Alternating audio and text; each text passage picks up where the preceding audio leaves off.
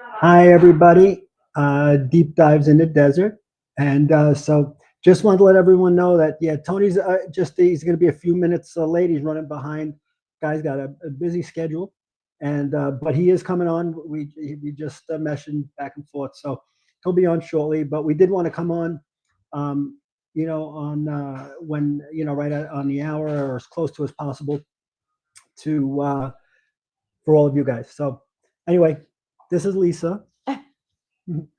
Yeah, we're excited about you're not going to believe all of this stuff that was going on. I'm not trying to be a conspiracy theorist, but it was weird. This has been strange, right? This went right up to the minute we were supposed to go on. How you doing, Victoria? Hi, Victoria. Hi, Steph. Yeah, let me just tell you. Listen to this. So for the last, while we're waiting for Tony, if Tony comes, I'll stop my story. But for the last hour or more than that, 2 hours, I have had nothing but problems with the internet. That's stuff that we don't normally have to deal with at all. Mm-hmm. I was trying to send him the link to this. Hi, Ken. How are you? We're just waiting for Tony. He's coming. He just sent us a message, but I have been waiting to send him this link, and StreamYard wouldn't upload. Mm-hmm. Zoom wouldn't upload. Then our internet crashed. It was like, you don't want to be a conspiracy theorist, but we never have these issues, you guys. They're on the third computer option. Yeah, that's another thing. We had to change our computer, our camera. Yeah, the camera, everything was going wrong. Everything that you could possibly have an issue with, we have been having an issue with just to get him the link to get to the show today. Yeah. It was crazy. I was stressing, and I'm by myself, right? Because he was at work. And I'm sitting here, I'm calling Emma. I'm like, when are you going to be home? Hurry up. We got, all of this stuff. So I was like so stressed out, but I don't know. What do you guys think? Yeah, because you hear stories like when he was with Tyler on their thing, they ran into a lot of craziness. And you could be like, you're a conspiracy theorist, or you're looking at things happening and going, I got to be stupid not to recognize that this shit happens. It's a little crazy, and that means good info on the way. Yeah, right. So we're just waiting for him. He sent me a message saying he'll be on in just a couple of minutes. So anyway, so this was crazy. And are you doing that? No, just okay. My leg. Okay. I was feeling a tap, so I couldn't tell, because I do that to him all the time when he's saying something and I don't want him to stop. I like tap him like lightly underneath the table, so I wasn't sure if he was trying to do that to me. Mm-hmm. He's like, no, I never do that. Yeah. Anyway, so I'm excited. So if you guys have any questions for him, please put it in the chat. Let's see what he has to say. I want to talk to him when he comes on. We're going to be talking about things that are different than the normal.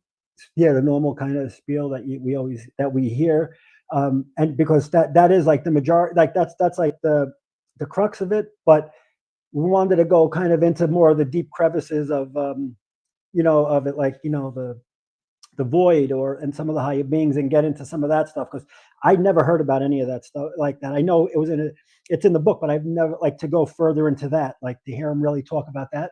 Yeah. So this is going to be really. I was really looking forward to this, because I think it's going to be new information out there, or if it is out there, very little. Yeah, at least a little bit more than we would normally get for the information from him. But I was so nervous all day. I was all excited, and then when everything wasn't working, I was kind of like, okay, great. Now we're gonna have this, this issue with it. I know. I love listening to him too. He's so interesting because here he is, you guys. All right, here he is. Okay, let me let him on.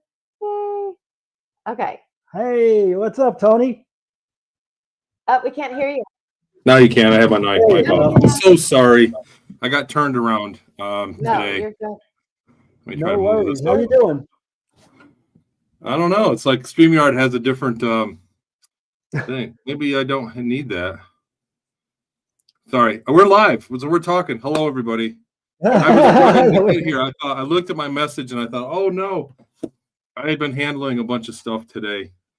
And time got away from me, and I was right outside, and I ran. So great to hear from everybody. I'm so sorry I'm late. Let me get into these settings here. Yeah, no, we appreciate you being here. I was telling them that we never have some of the issues that we had trying to get this up and running today. It was crazy. Everything crashed, yeah. Tony. I said, I'm not trying to be, oh no, I guess that doesn't work. I'm not trying to be a conspiracy theorist, but we are on our third computer. Our internet crashed. Our The StreamYard wasn't working. The cameras weren't working. We were freezing. Zoom didn't work. Nothing worked. It's like back to the old days. In the first 2 years that I did this, back in 16 and 17, when I was doing interviews, it was the same thing. Every show that I did had technical difficulties, and some of them were TV stations with big $1 million studios, and they're like, we've never had this happen except for when you're here. So I'm sorry. Looks like I'm back into my old ways, you know. Yeah, I went, and one of our viewers said that just means we're going to get some good information from you today.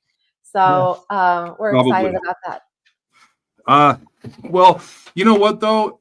In recent months, in the last 6 months or so, I've really been under some heavy things that you know, how do I say this? I've been under heavy attack or heavy influence that I thought never happened, that I thought was something that just never happened. Since I've been out, people contact me all the time, and I talk about the secret space program, and I talk about other things, remote influencing, remote viewing, all of it.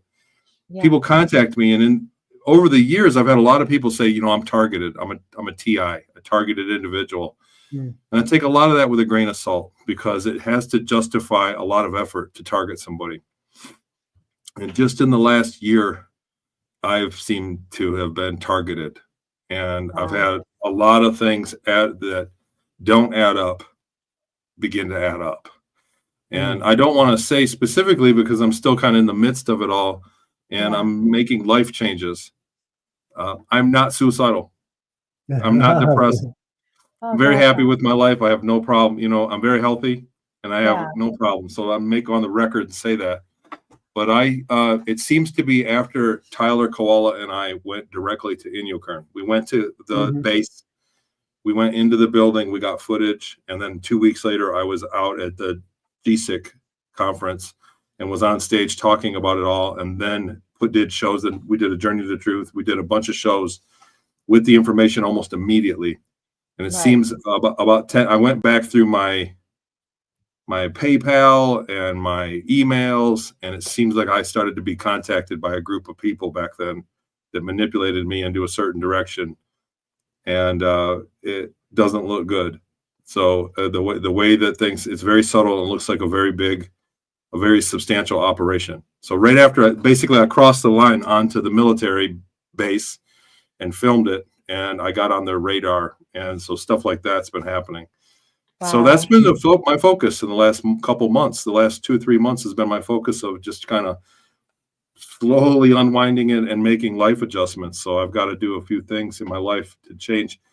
The work I do, the things we've been doing in remote viewing has really progressed. And the things we're uncovering, and then the more it's in step with classified things that they use for warfare, is grounds to be a little scared, but it's just we're looking at it from a perspective of what is possible with the human mind, what is possible with what we're doing here, and we keep getting great results. So I just keep doing experiments and learning more, and so anyhow, that's where I'm at now. So that's my opener. Yeah, that's a good one. And you know what I want to ask you too is, do you find that if you look at your timeline that you were just talking to us about, do you see, and you don't have to give us details, but just for yourself, do you see that there are people that have come into your life in that period of time? And I know that you moved and you relocated. Was there a reason? Like, was that part of that reason for you? Was it like new energy, or? Well, I say it all the time. Even when you guys were here, when you were here filming for Odyssey in last October, yeah, I said it. I say it jokingly, but I feel like I got moved to Sedona, I did not move to Sedona. I feel like I got moved here. Wow. And that's looking back, it seems true. So it seems like I was, and it's a beautiful place. Sedona, if you've never been to Sedona, please visit. It's one of the most beautiful places, especially in the United States. Beautiful place. But for somebody in my line of work, I feel like I'm a little close to the opposition here. And so I was going to stay. I am, for the near future, staying. And we've got things. Odyssey has turned into an online show. We've had wonderful guests on there, and I'm a host of that show with a co-host, and we have a live studio audience, and it's great. But there's a lot of other things that I have, a lot of irons in the fire that I have right now. Yeah. Yeah. That's the plan for us, Sedona. Yeah. We have a freshman, but when she graduates, the plan is to relocate to Sedona. We've been feeling like that for a while. So, yeah. Well, I would say that even the neighboring areas are pretty nice places to live. It's a beautiful area. It gets hot, and you're in the desert, so it's a bit of a drive to Costco. And the town of Sedona is pretty pricey. So I would say, but everywhere in the United States is in some regard. We're from Vegas, so the heat, all that doesn't really. Yeah. So the heat isn't a big deal. No, that's hot here too. Yeah. For me, like I said, I don't want to go on the record and sound like I'm trashing the place. I just feel like there was an op, and there were people placed around me in my life that were steering me in a certain direction. And they build your ego up so that you go, yeah, that sounds like a great idea. People telling you how great you are, and you kind of go along with it. I'm somebody that lived a life of low self-esteem. And so when people people come up to me and tell me, oh, you're awesome, and I saw you, and I love your work, and it's great, and it's a blessing.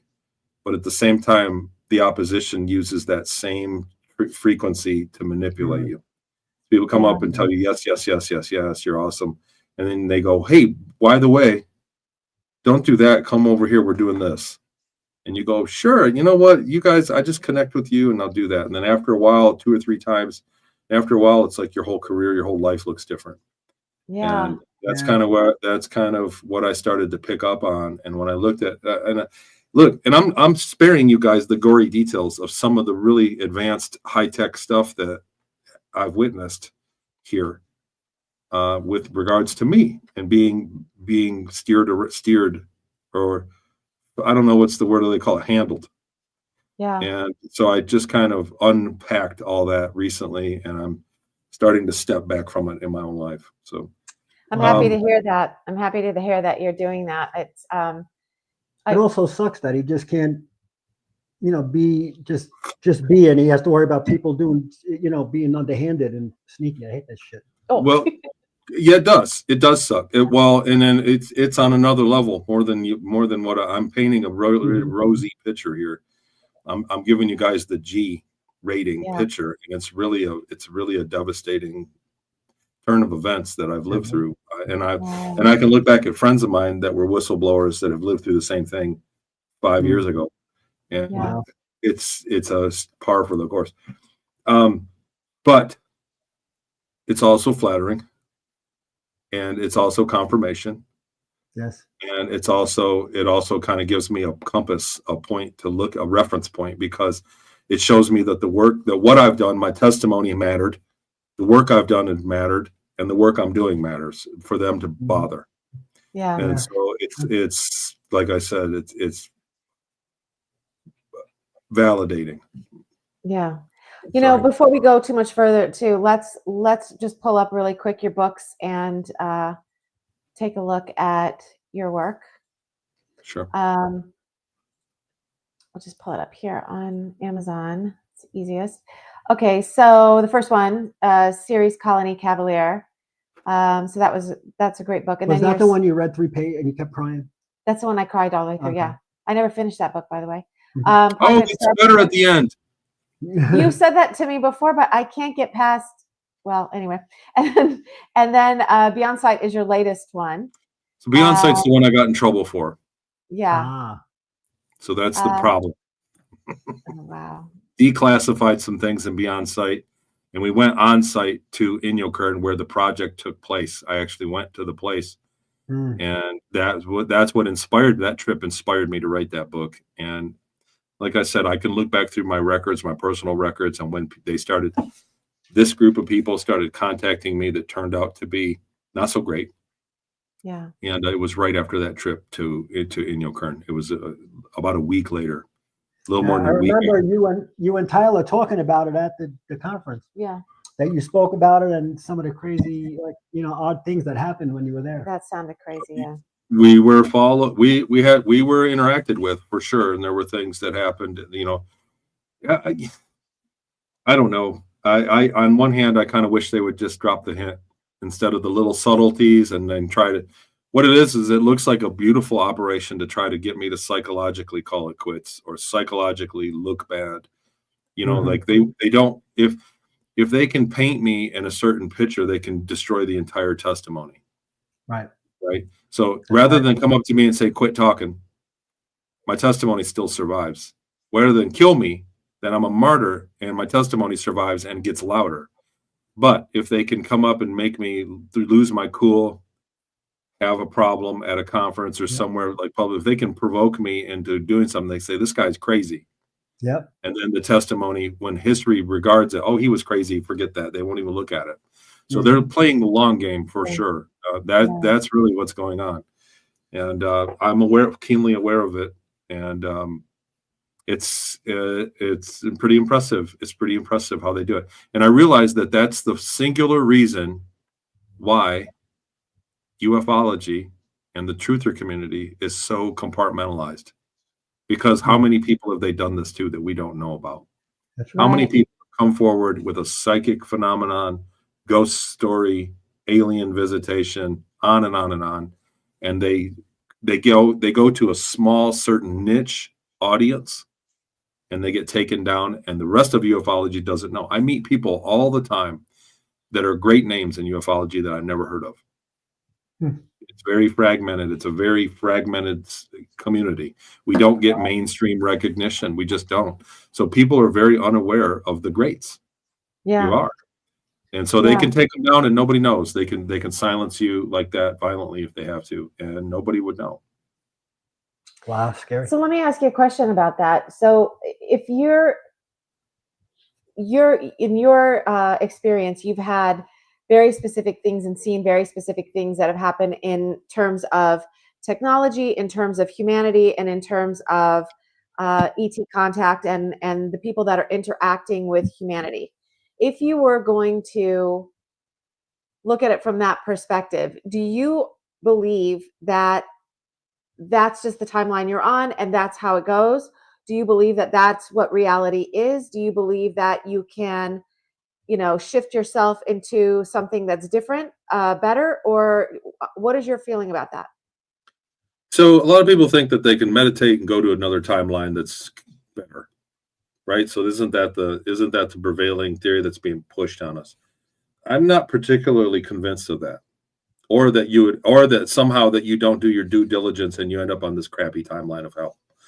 Just because you didn't pay attention to what that particular person was prescribing and you didn't meditate and get in the right space, that your life just somehow goes to this undesirable timeline. I just don't see that, the earth splitting into. And when we look at the sources of that information and track it back to when they basically came from channeled information, which is dubious. So no, I've always been of the mind there's one timeline and you make the most of it and you do it. So I know that there are probably people watching that would argue with me about it. But I'm saying, again, it's just my opinion, right? I hold my opinion. I say it what it is. I hope I don't offend anybody.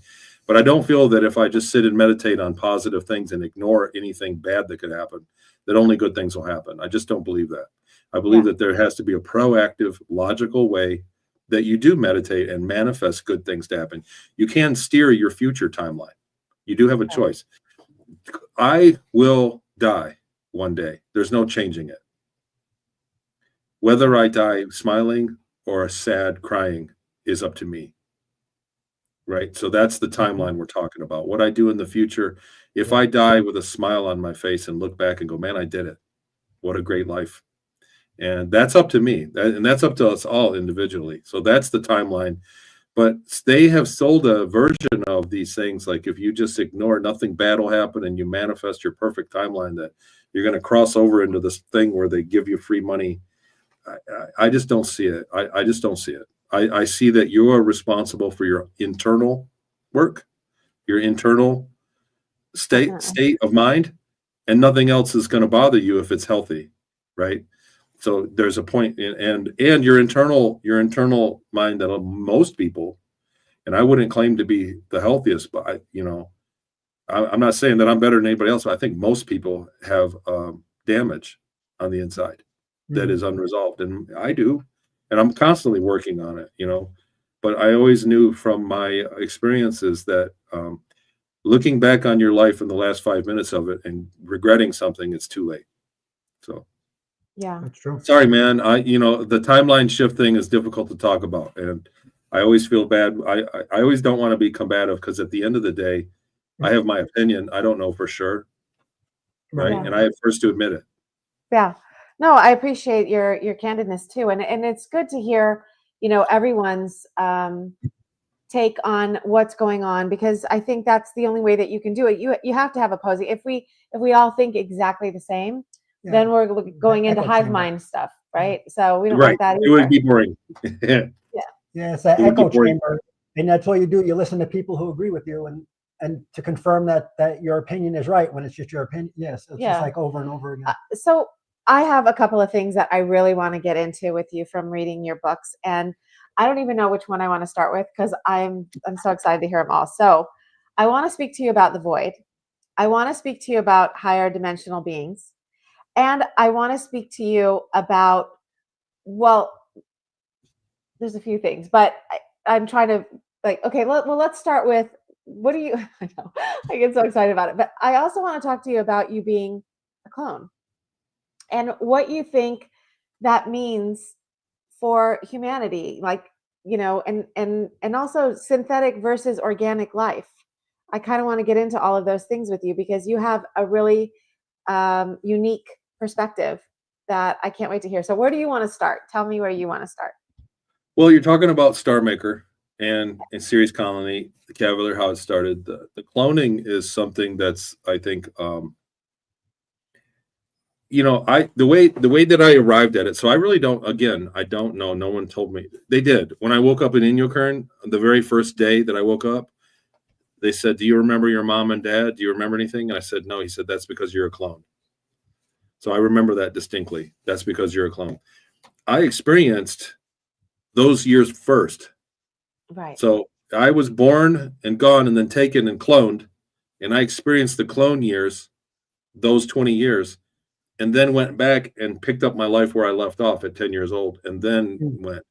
So that's that's the order of memory. I didn't experience them both at the same time or weird. And it was like they took me out of me, put me in the clone, and I lived those years, and then they went back in time and put me back in me. They borrowed it.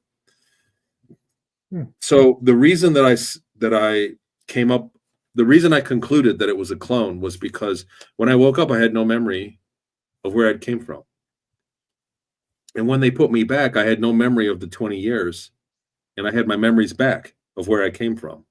So I was localized to that body. So if there was a clone body, that makes perfect sense. That's exactly what the experience would be. If they put you into a body with a blank hard drive, I just woke up and it was me, and I could barely talk. I had to learn English it came back to me, but I could barely speak. So I had no memories. And then at the end of it all, when I had 20 years of memories, this is the substance of my first book, Series Colony Cavalier. That's all those memories that I recalled later on in 2015 after an MRI. The memories came. So memories are probably non-local. They're not all in your brain.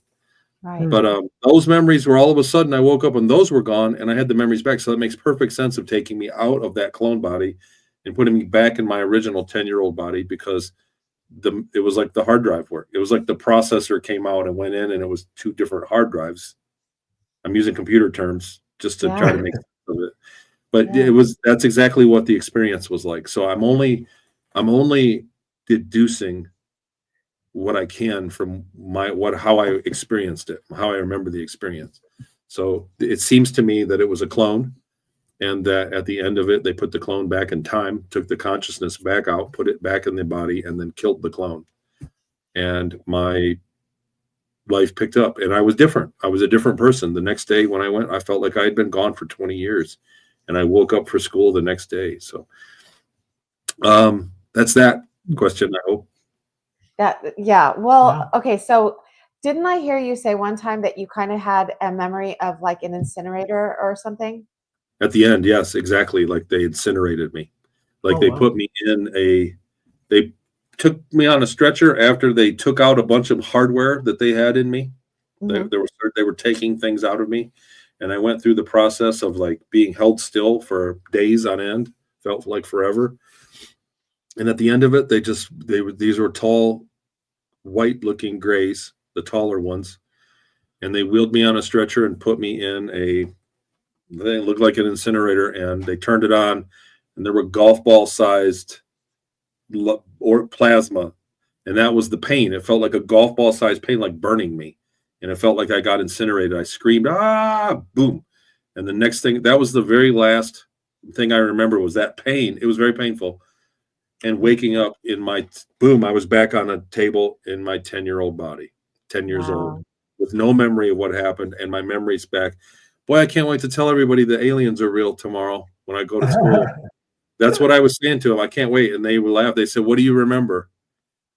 And I said, "You guys just took me from my bed. I mean, I remember you bringing me from my bedroom." And they started laughing at me. They laughed. And they said, he said it because I was telling them I was going to remember it. I kept saying it, I was combative. Yeah. So yeah, that's how it went. So do you have recollections of meeting any consciousnesses that you believe had a synthetic avatar to them, or do they somehow like clone you like Dolly the sheep, where it's like actual tissue and it's those kind of things? Or what do you mean by synthetic consciousness? Like a robot, like an AI? Well, perhaps, or maybe the avatar that they have was created, but it wasn't out of organic material. Could they put their consciousness could they transfer your consciousness to something else? So no, I don't remember off the top of my head meeting anything like that. So there were the grays that I was unaware that they were robots, but they were very unemotional and very like a robot. Okay. And but there weren't robots running around. The Tesla bot, on Ceres Colony, we did not have robots. They said it was a security thing. AI was very reined in. They had artificial intelligence that they used for the military, but they did not have robots. They did not have what they were planning on us having here in the near future. They didn't live like that on Ceres Colony. There was a security risk. They were worried about them. Wow. So there was something to that. There was something to that. There were not robots that I remember walking around. The humans were still the best source of labor. The best source of labor was still people. Right. For them. Do you think that? Have you heard there's people that have talked about areas of the universe, or I don't know, if other galaxies or something, but are largely run by AI. Did you ever hear of those things? Or yes, yeah. And that there are so consciousness is we think of consciousness as our version of it, and we think that we are the top of the food chain in the nature. Like we're the smartest people on earth, right? Compared to what as the official narrative is that out of all the animal kingdom, people are the smartest. So that's the official story. We were aware that even parts of the universe that are ran by AI, like a hive mind, are still beholden to larger forms of consciousness that tell them what to do, that still have control. So basically, there's never going to be, so I'm going on the record here. Basically, the way the universe is built is on consciousness. Right. So an AI that is a part of the universe that's made out of matter and very little consciousness can do many things, can take over galaxies, but it ultimately cannot subvert the will of the universe. A larger consciousness will come and just stop it from happening. There really is no danger of the universe being hurt by the universe. So if that makes sense. Yeah, So totally. that was the prevailing thing. The AI was a threat, but it wasn't like going to take over everything and be this boogeyman. The universe, there are higher beings there are higher. We don't have great verbiage for it. Yeah. There are higher forms of consciousness that have great control over most of the universe, all of the universe. So the universe there are conscious that we don't understand them, the same way that an amoeba doesn't understand us. Right. The same way that a ladybug does not understand what your life is like, or a squirrel. It's the same. There are consciousness. There are forms of consciousness in the universe that are that much bigger than us. And they don't, like, the parts of that are AI driven, or parts that are of the universe that work against it. Will only go so far. They can only go so far. So let's talk about in Star Maker. Let's talk about some of the higher dimensional, higher consciousnesses that you are aware of, and kind of what happened with that. What do you know? Star Maker is vague and hard to talk about because it borders on religion. And when you start having a religious conversation, or something like a life after death, or what happens to your soul, you get a few responses, and none of them are great. Right? You get people that are more guru than you. They've got something to tell you. All of a sudden, you might, but I studied this one guy this one time, and I know way more than you. And so you meet with a really spiritual ego, because we're all very qualified when we talk about our soul. Yeah. And on the other hand, you get people that kind of are skeptical, that go, and which isn't great. And then you get people that listen completely and verbatim. So anyhow, all of that subject matter in Star Maker, I never really included in my first interviews, because I just didn't want to scare people away. And I didn't really have a big grip on it. It's very distant memories. To get back to your question, when they were putting me under in Peru, so they would put me on an airplane, they would load up a bunch of cocaine that had been processed in the jungles of Peru and boated upriver over the month, a little bit here and there. And then when they had a plane load at the end of the month, we would go and they would put me on the plane. They put an IV in my arm, and I had an IV bag, a drip, and we would fly for 3 or 4 hours, and then they'd give me a drug, and I would lose consciousness. And I would wake up and feel sick to my stomach when we landed in Santa Marta, Colombia, 6 hours later, 5 or 6 hours later. And then we would just fly home. I had a flight home. I was bored. I drank water and stuff. They said that while I was under, other people would speak through me. Speak Spanish. He could talk to his grandma. He could talk to other people. Other people would speak to me and speak through me and give him answers to questions, like channel, like open a channel, I guess. But after 4 or 5 times of that, I began to remember what was happening while I was under. And it was like being put in a room, a black room, the void, how you put it. And in the corner, if you can imagine a living room, a good sized living room, pitch black with no light whatsoever. And in the very corner on the floor, a little hole, big enough for a cat or a dog to get through, a little cubby. And I could see myself in the airplane. When I looked through, there was light coming in, I could look and I could see myself in my body on the airplane. And there were people there pushing me away from it.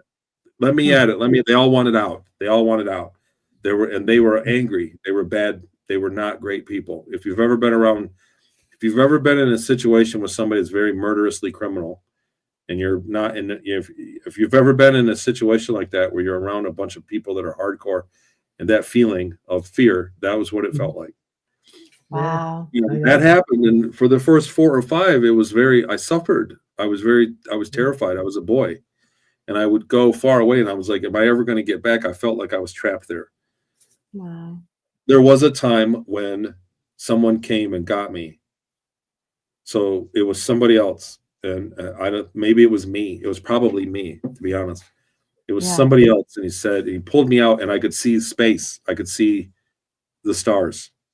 Wow. He said, you can go anywhere you want. You can go do your stuff now. While you're under, you don't need to sit there and go through all that. It's okay. You have permission to go and do things. You can go look around where you want, because you don't have to be trapped in that room where they are. You're not like them. And while you're under, you can come with me. And he showed me around. Oh. And I was going to different snippets, places in my life and other lifetimes. I was going to before I was born and after I was dead. And I was seeing snippets, and it was dreamlike. It was like dreaming. So, I mean, let's just call it a dream, right? For the skeptics out there. Yeah, he was just dreaming, Tony. That guy's crazy. Don't listen to what he said. So, but there was some profound information there, and there were other beings there. And at the end of Star Maker, so that experience of where I was seeing snippets of my life in the future and in the past, and in fact, other lifetimes, that was what I was seeing. And then I would wake up on the plane, I'll zip and feel sick again, want to puke. And that's what happened. And it was like every month for a couple of years that we did that. And after a while, it was like there was a relation. Sometimes I didn't go. Sometimes I was stuck in that room still. He didn't come get me for whatever reason. But I don't know where we're at on your questionnaire, but that showed me. Every time you were under, Tony, every time they put you under, so they would that's when they would access your consciousness and either take you places or that's where they would do most of the. Not every time. Well, not every time, but I'm saying like on those flights from Puerto Tahuantinsuyo, Peru to Santa Marta, Colombia, they drugged me and they put me under. And after a while, I began to remember what was happening while I was under. In the beginning, I had no memory. I had no memory of what happened. But I remember that it was like there was in between that little spot where I could see out the window. I was suffering. I was afraid of the people that were in there with me. They were like disenfranchised souls. Wow. They were hungry or lustful or angry. Most of them were angry. It was like they were in between alive and dead somehow, and they were stuck there, and I wasn't. And so somebody came and got me out of it because I was suffering, because it was something where I didn't belong. And during that time, I had access to other things. And I'm getting a headache thinking about it. It's a lot. It's a lot to think about. That is. Thank you for sharing. So another question for you. Let's talk about celestial bodies. What do you think about celestial bodies? What are they? Well, I think the star at the end of Star Maker, I committed suicide in the ignition of a star, and at the end of Star Maker, and it was conscious. It was a being that had a much higher level of consciousness, even though it was a child. When I was there, when that happened, the star ignited. I was inside of the area, and I got vaporized, and was dead, and woke up dead. And in the middle of a 10 and back, inside a 20 and back. So I'm sorry. I really am sorry for how far out this sounds. That's why I didn't even want to write the book. But Jackie, you know what? I'm so glad she did. I'm so glad she did because, you're not the only one, right? So there's other people that are out there that are experiencing these things, but also for all of us to know it, and people can take it or leave it and accept it, but to have that in your field of an awareness that these things are possible.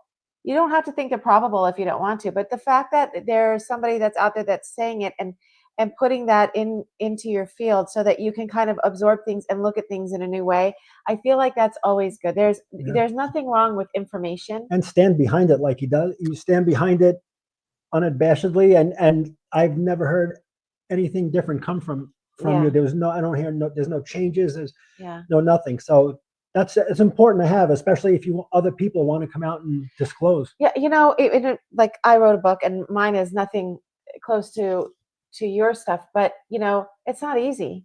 It's really hard to put yourself out there and allow other people to judge it and to scrutinize it and to pull it apart and find all the places that they think that there's a loophole here or something doesn't there. It's a difficult thing to do, not to mention the fact that your family has been with you your whole life is now looking at you like, what? I never heard, Yeah. So Yes. yeah.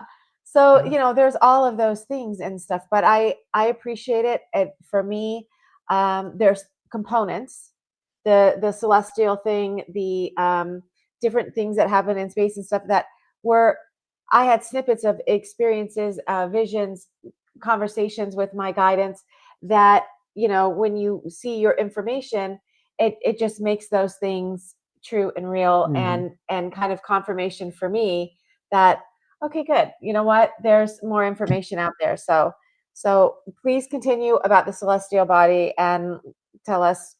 I want to say that it was a child and it was experiencing time differently than I was.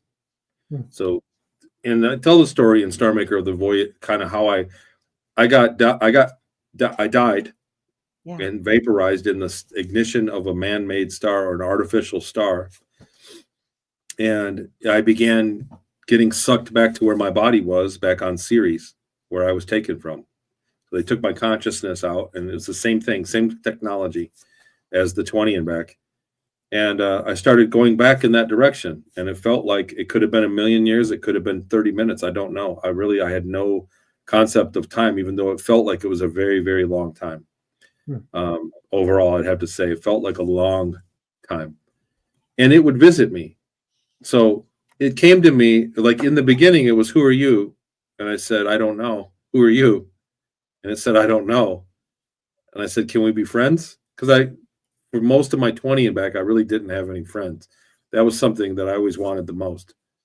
And then a girlfriend, of course, because I was in my 20s. But I said, can I be your friend? And it said, what's a friend? And I said, where we take care of each other, sort of. I kind of mentally showed. And it said, yeah, sure. And then other forms of consciousness as large and as powerful as it came and intervened. And they said, you get out of here. And I was just floating in nothingness. Really, I was like no body, no nothing. It was my consciousness floating in nothingness. And I assume heading back to Ceres, where I came from, over a great distance from another galaxy. Wow. And it would visit me. It came to me again on the way there and said, hi, how's it? I came to see you. I learned what I am. And for me, it's been 100,000 years. But for you, I'm just checking up and I'm going to follow you. Is it okay if I follow you? I said, yeah, please don't go. I'm lonely, No, I got to go. Zip. And it hung up. And then I would go and it would come again and say, look, I went to where you're at and I seen you. And they said, it's okay. I'm going to change things for you. And I said, okay. And then it visited me a few more times, and we just talked, just like to visit me, just to check up. Hi, how are you? I wish this was over. I'm still floating in space doing nothing. How long has it been? And then bang, I woke up back on Ceres. And I got to think that it was the same being that was there in the very night of my abduction. And that it was the same being that is in my life. And at the end, right before I forget where I put this in the book. Jackie might have moved it around, but in the end, I think right before I woke up, or right as I woke up, before I was taken, that's what it was. It was right at the moment I was taken. It said to me, the orb said, it's okay, it's going to suck, but you're going to like how it ends. Wow. So you're going to like how it ends at the end. So I got to feel that a higher consciousness like that, like a star, like the stars are alive. They're actually our people. A star is a person, or at least a fragment of much higher. Like I said, like we're ants. Like an ant doesn't have the amount of conscious thought that we do, but the hive might, right? Yeah. we don't have the conscious thought that a star would, but all of us might. So we're fragments of consciousness that are smart. But this thing could change things. And it said to me, like, I burnt a favor. I came here and had to talk with the beings here and to change things because we're friends. Because it did that. And so that might be the whole reason I'm sitting here today. Like when we really think about it, that's why Star Maker, that's why I let Jackie twist my arm into making it, was because she was right. She said, this is the story you need to tell. This is why you are what you are, is because this thing is looking out for you somehow. Yeah. And, on another level that there's an unseen dimension that dictates everything that we do in our life. We are born and we know what we're going. I'm preaching to the choir, I'm sure, but people that are in the know are in the know. And it's also people that don't have, they go, whatever, this is BS. My life, I didn't incarnate. There's no reincarnation, none of that. That is also a gift, to not have those memories, to not have any, to be disconnected from your source, from your soul, from all of that stuff is a gift. It's a blessing and a curse, right? Because it lets you concentrate and work on your 3D life and do your thing. So people that are our most skeptics, people that are skeptical because they don't have any of this stuff, are gifted. Yeah. Because they can square up in the 3D and fully commit to this life, to this learning experience. So I'm not one of those people. I'm kind of got my head out the door half the time. Yeah. Another thing that I wanted to ask you about with, if you go into higher beings too, but where are you on NPCs? And is that something that you believe in? So, yeah, well, so the science of the soul shows that we can be dissipated greatly. So your conscious thought is a coherent array of energy. Right. And it can be dissipated. EM fields, like I'm sitting in front of like 4 computers and a giant screen behind me because I could never get the background thing to work on Zoom. So I have a screen behind me. But I'm bombarded with Wi-Fi and EMF fields, and over time, it's very bad for you, and it can dissipate you. For one, so NPCs. So there are people that are less connected to source to the rest of us as others. There are people that are unhealthy in that way, in an electrical way, with electricity. For one. For two, I think the NPC thing is dangerous to buy into, even if it's true, even if 10% of people are NPCs. It seems to me like a slippery slope where you can dangerously justify treating somebody badly. I love that. And so I don't agree with it. So I'd rather just treat everybody. Not only that, here's what I think. You should treat everybody like they're about to be a celebrity. Every human being you ever meet, you should treat them like they are about to sign a record deal and be Elvis tomorrow night. They are going to be Michael Jackson famous next week. If you treated everybody like that, if everybody treated everybody like that, the world would be a golden place. That's right. So people automatically size people up because they have money or looks or wearing a clothes or with a race. And it's terrible because some of the most important people, most brilliant people I've ever met were not fancy. And you know what I mean? It's some of the worst people that did the worst damage to people are the most crafted images of people. And so if you treat everybody that's why I'm saying you can't treat anybody. If NPCs are real, that's great. You can't treat somebody like an NPC. That's a slippery slope. I love that. I absolutely love that. And what about animals? Do you believe in levels of souls and consciousness? Absolutely. I believe that it's a symphony. And so right now you play the tambourine. It's a symphony, and you're playing the cowbell when you're a bug or you're a little iguana. You're playing the cowbell. And then you learn that and you die and you graduate, and now you're playing the little kazoo in the background, and you're a bird, goo goo goo, and then after a while you're a bear, and you're playing the piano, or you know what I'm saying, the xylophone. Yeah. Then you're a human and you're playing the trombone. Burp, burp, burp, burp. You know, you're playing. It's a symphony. Life is a symphony, and it's in different octaves, and we all play it together at the same time.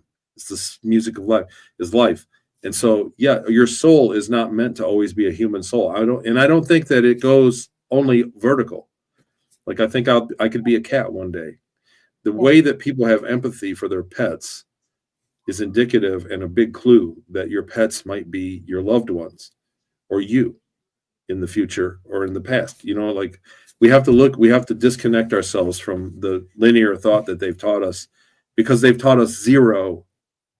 Absolutely zero. And this is going to dovetail into remote viewing and the work I do in my remote viewing groups and in Beyond Sight, because we have a definitive proof that consciousness dictates matter, for one.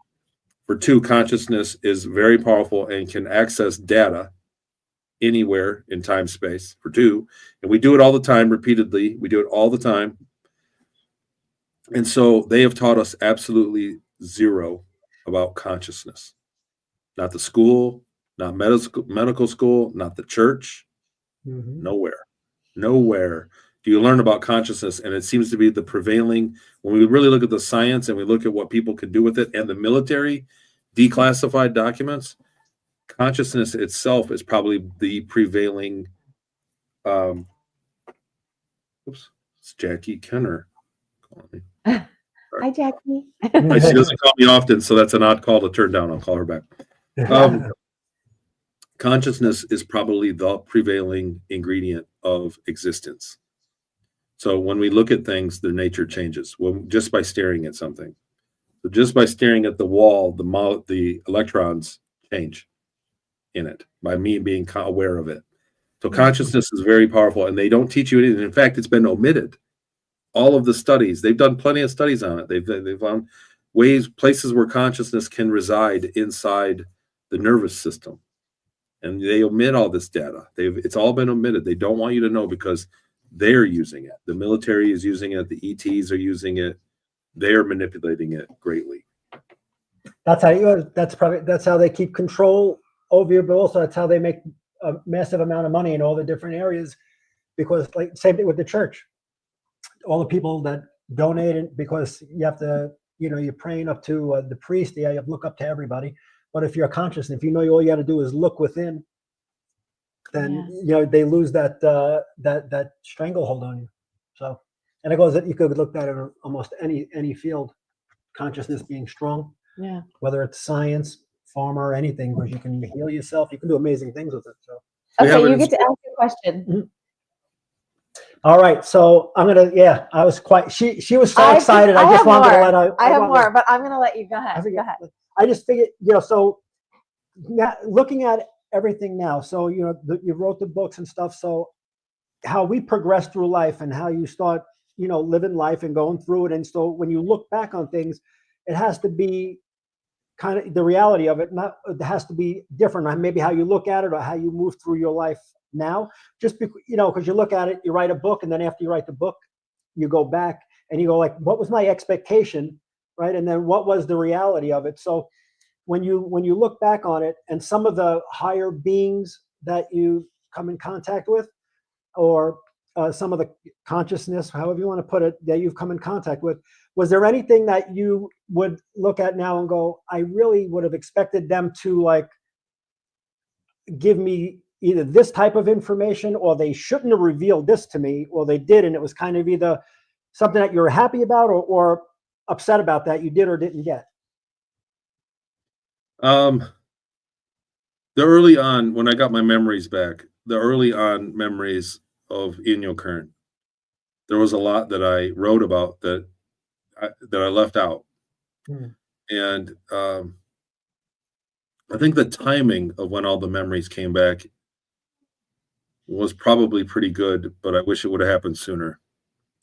I wish I could have done all this at a younger age, even though I probably wasn't ready for it. I don't know if I'll ever be ready for it, to be honest. It's a test. It's a test on many ways, and I got to tell you, like I said lately, it keeps progressing. So since the information that I've uncovered, that I've researched, and then acted on, causes it to uncover more, and then I research and act on, and it's going up. Like it keeps getting deeper and deeper and deeper every year, and some of it's starting to get scary. Some of it's getting scary. Like I wish there could be maybe a post-disclosure thing. I wish disclosure would just come and get it over with, so that I'm not on the hot seat, right? For the only one saying all this stuff. It'd be great if I wasn't the only one saying all this stuff. Now, a lot of people have come forward and turned around right and left. A lot of guys like me have been silenced. They came out and talked for a couple of years and then disappeared because of the stuff that I'm describing that's happening to me now. And so I don't know about with the books, like what I expected. Honestly, I got to tell you, the whole time I expected to put my book out, to make a show, to do an interview, and nobody to watch. I didn't think anybody was going to pay attention. I said, I'll put my book out. It might make $100, and people, it'll be that way. Is like somebody asked me, I could say, well, the book's on Amazon. You can read the book. And that was why I didn't expect. When I did my first interview, I never expected to be invited to a second interview, right? And that was 10 years ago. It's been 10 years. So I'm still doing interviews. So how long did you have that feeling of like, if your first interview, you didn't expect to have a second? How long after like your third, fourth, fifth, you're like, I don't expect to have another one? Like how long did you realize? I still don't. It's fickle. It's fickle. And there was a time when there was a big grasp or a big demand for my information, and it's chilled out now. There's a lot of false stories dissipating it. So instead of one avenue of the information, now it's dissipated. There's a million strange quasi people that are saying things. And you know what? Back to the timeline thing. A lot of people are using timelines as an excuse to make up whatever story they want. Oh yeah, I was in charge of. We were buds. I knew Tony in space. Yeah. Me and Tony were friends. And I go, well, I don't remember you. Well, it was on a different timeline. And I'm like, huh? You know what I mean? Like where does that? You have to have an anchor in logic. Yeah. And we have to. It's one thing, and it might be true. That's the other thing is, I'm not saying it's not true, but I'm saying if you're going to present information to the masses, it has to have a beginning, a middle, and an end, and they all have to make sense, and they all have to be verifiable. Yeah. Right. There has to be a stitch of something in there that gives it credit. And so people got to hold on to something. I mean, it's hard to just go on blind faith on something like that you would never in a million years fathom in a movie that there'd be a movie made like it. You know what I mean? Yeah. So it's like you need something. And then when you like, that's why I think it's impressive when you're like, he recognizes like stuff, what's in these like, abandoned places. I mean, it's just like when you do all that, it's pretty. It's pretty incredible. It's actually unnerving. It's scary to think that shit can happen to me. Well, one of the things that I remember That's scary. that was the thing that I held on to the most, that I kept playing over and over in your story, was just the ability to see someone's child, because in your story, I don't know. I mean, most people probably read your book at this point, but having an issue with another child, and then the trajectory that your life kind of took as a result of who his father was and the things that could happen. But, as a mother, I have 5 kids, I've said, and 3 boys. But just the fact that somebody could like take your baby and pick it up and put it on this other trajectory to go into like horrific situations, one after the other, and trading it out for another one that was just, I mean, Mars. What the serious F? You know what I mean? That's insane. And it was like all of these things, and I just kept looking at it, and I was just like, what else? Like, if this can happen, this is one person's story. If this is a situation and this can happen, and then Starmaker came out, and I was like literally going like, what are we dealing with here? Mhm, You know, like yeah. what is it exactly that's going on here? And how insane is this? This isn't okay.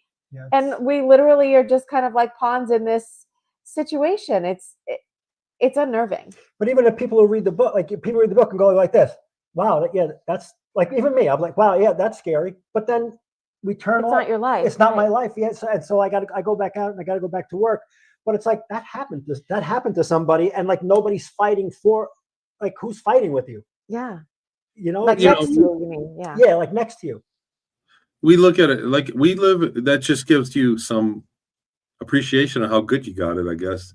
Yeah. You know, you look at soldiers that come home. Right now there are men lead the world in suicide, and most of them are soldiers that come back and from modern day combat, which we think is less. I mean, if you look at what's going on right now in the Ukraine, thousands of people are dying a week.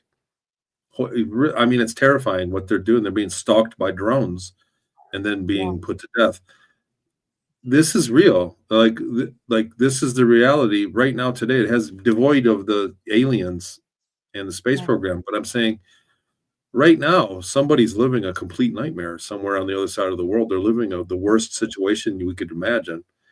Right. And that's part of the reality we're in. And that's what I mean about splitting the timeline. There is no timeline that you're going to go to where there was never a bullet fired. Right. So it's reality. We live in a reality that needs to be constantly maintained and fought for our women and children to be safe. Yeah. Like we live in a reality that this is the requirement. For one. For two, I want to address like the memory thing. Like you said, I'm somebody that has. I'm leaving Monday to go to the UK and present in Devonshire at the next Galactic Spiritual Reformers Connection conference. I was going to go to Journey to Truths in May and just visit. I'm not a speaker this year at Journey to Truth, but I was still going to go there and visit and see some of my friends. I told Tyler, man, I'd still always love to go to your conference, even if I'm not a speaker, because I know you have so many people. But it turned out that I'm invited to speak at the GSIC one in the UK. It's a wonderful opportunity. I've never been to the UK. But I've been getting together my information to present this year. And I'll present it in subsequent. I always roll out the new stuff for Danny, for the GSIC crowd, because it's it's a big event.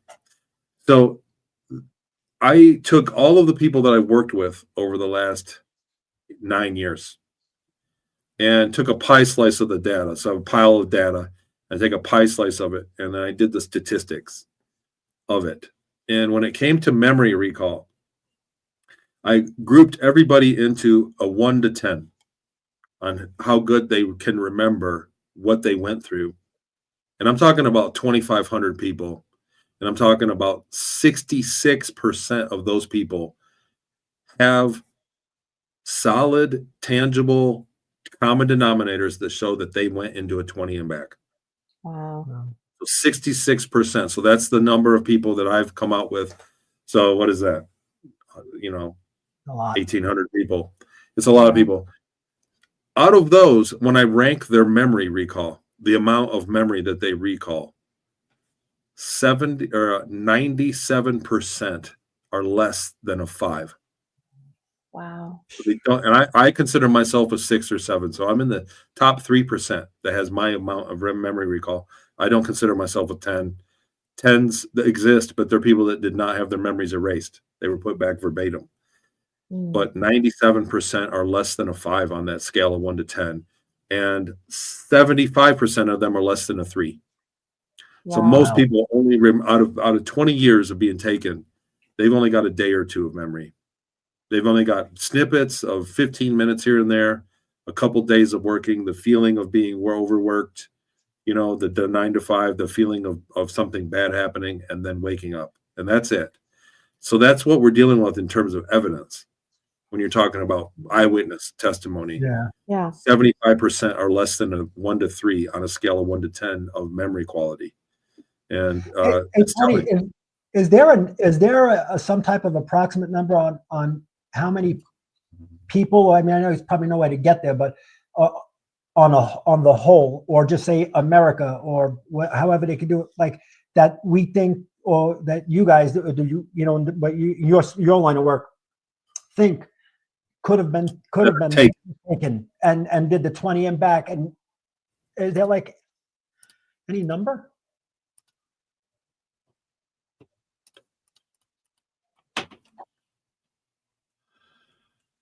A year times 2. That would really be interesting to know.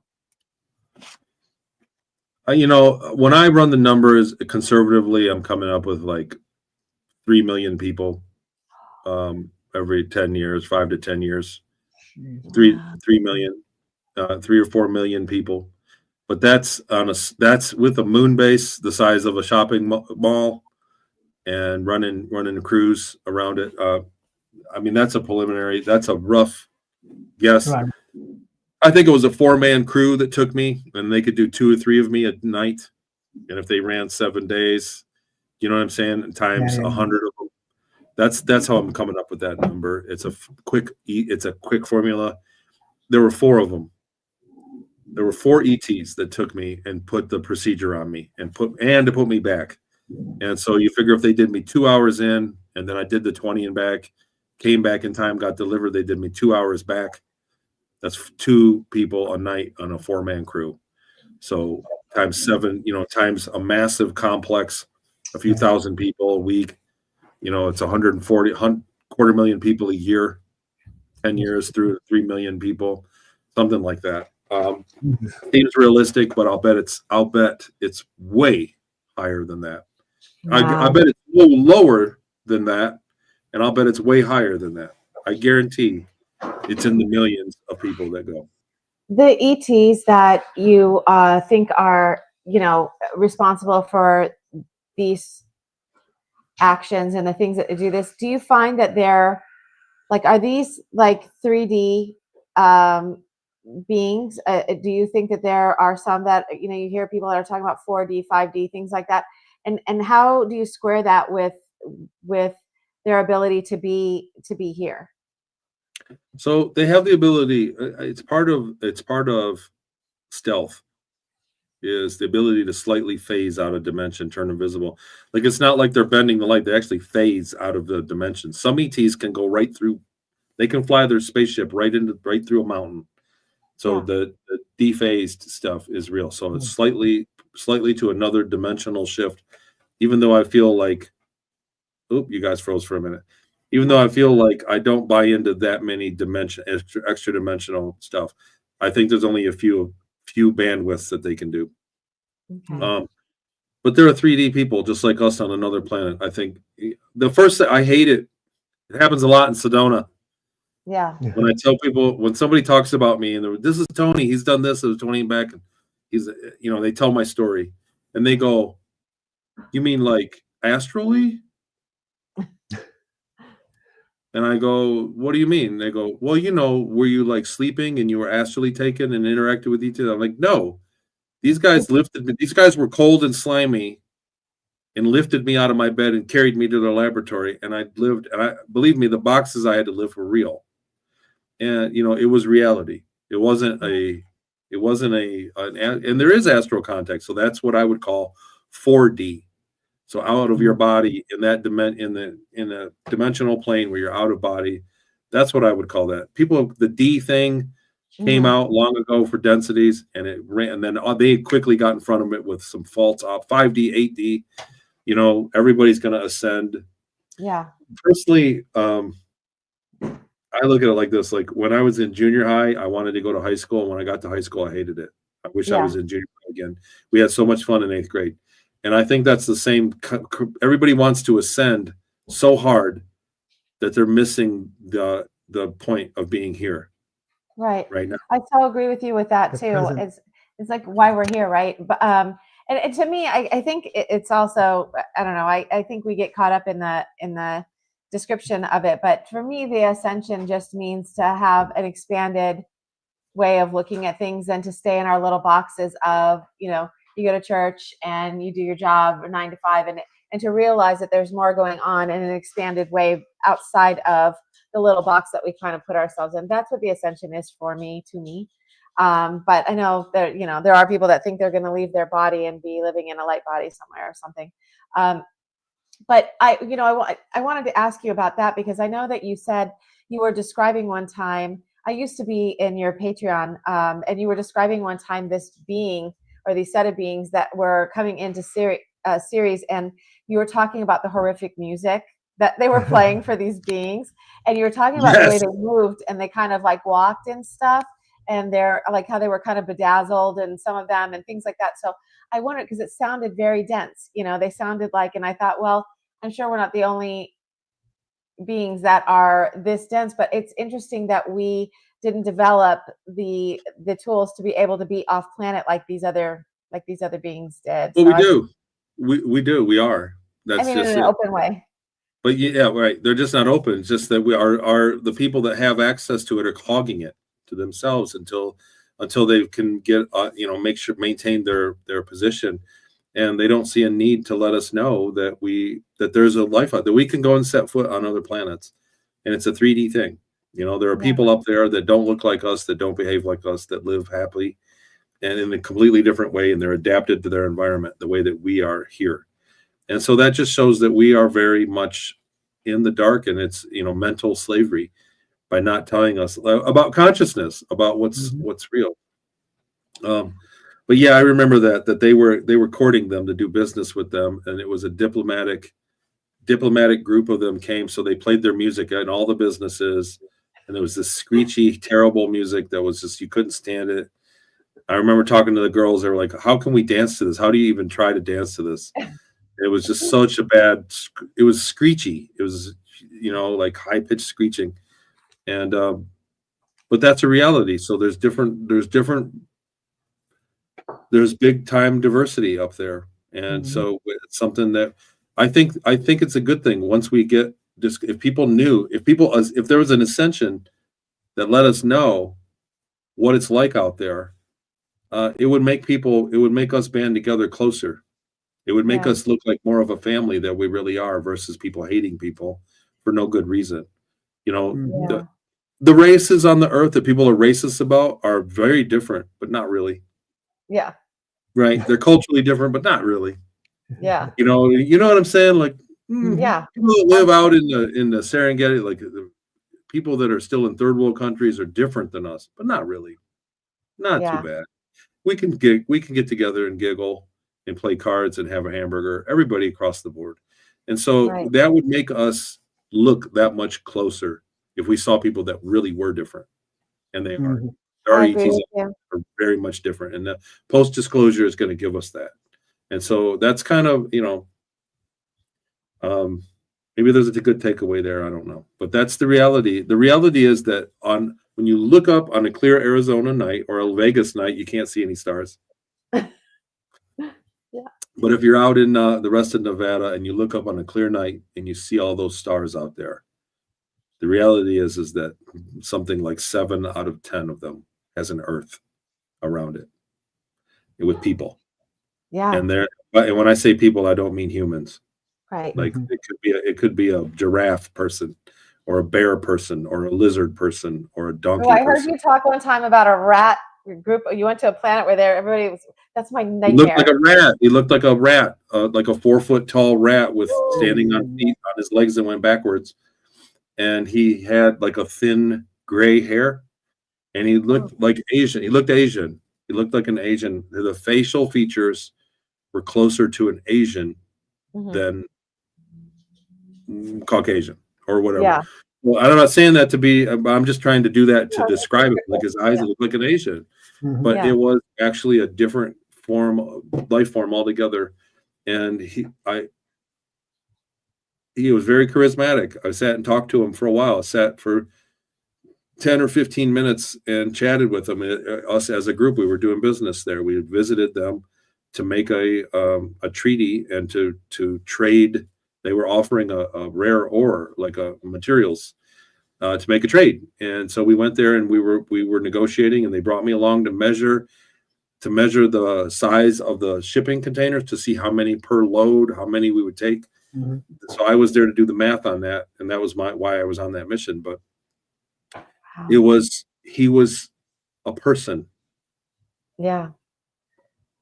So I don't know how else to say it, but it's the same thing. The same way that you meet, I don't want to say like a pet because that's not fair. He had words and it was a person, even though it was a different species altogether. It was just Right. like talking to a guy that, I imagine like if you go to Europe and you meet somebody that speaks a different language, Yeah. somebody speaks a completely different language, you sit and you can kind of talk like the door closes at the wrong time and you can both look at each other and laugh. You know how Yeah. there's a Yeah. common body language. Yeah. That's what it was like. He was a person. ETs are people. Right. I love that. Tony, I love this conversation. I don't Mhm. want it to end, and John has to get back to Are we work. out So of we time have, already? yeah, but you know what? I have so many more questions that I would love to ask you. And so I'm going to ask you to please consider coming back sometime in the future so that we I would can have absolutely more love questions. to. Mhm. Really? I just want, Yay. can I say one thing before I go? Yes. So I'm going to the conference Monday, but I've been revamping. I've been making binaural products that are on my Patreon shop and on my website, psion.com, psion.com. And the obelisks, I've been recreating obelisks from ancient Egypt and mixing them like the actual obelisks are and putting a piezo pickup and running the harmonics through them, and it works. And Oh, it's wow. Okay, it's so a tell subtle it again so I can put it in chat. What is the Scion? Scion. How do you spell it? psion.com. .com. Two Okay. eyes. Oh, That's two you eyes. I did? Yeah, 2 eyes. Okay. Okay. So we'll put that Um, into the chat. That's it. So Okay. I sell binaurals on there, and they're great. They're like 30 minutes. They have music. You can listen to them. They have subliminals that are affirmations, and they're tuned to Dan Winter's science of the Planck, charge harmonics and charge collapse to the Planck with the harmonics. They're profound. They're really high quality binaurals. And so there's some of them for meditating, some for healing, some for being motivated. The successful one, the suit up. I'm making one for grief next. And I just want to promote those products because they're really good. They're really doing a great job for people. The obelisk works. You put it on a 783 and broadcast the static electricity around you. You're in a cloud of it, and we get better remote viewing results. So Oh, wow. they're expensive on there. The price is going to come down as I can manufacture them better. Right now, I got one listed for like $2,000 on there, and I've sold a few. But those are really neat. It's a really neat technology, and it's gonna continue. I'm working on a complete system that goes around so you can go for lucid dreaming, for out of body, for meditating, for remote viewing, and for healing you.